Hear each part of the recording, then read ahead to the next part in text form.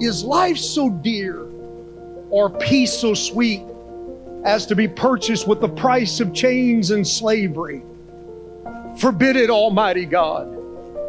I know not what course others may take, but as for me, give me liberty or give me death. Young Patrick Henry stood up that day and made a declaration that liberty and freedom was the catalyst and the incubator upon which every other thing of freedom could produce. That if you were going to have true love and true desire, and if you were going to have those true things that frame up the wonderful experience of being created in the image of our Creator, that freedom must be understood. That means freedom to be who God has created you to be. But you know what happened? Life happened. A lot of life happened. Layers and layers of life that compounded over time.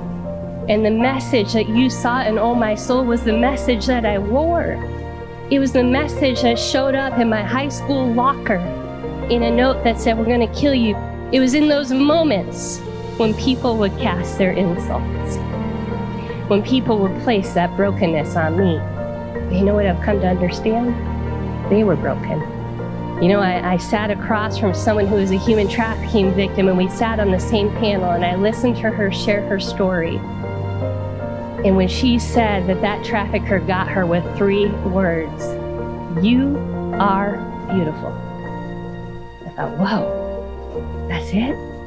That could have been my story.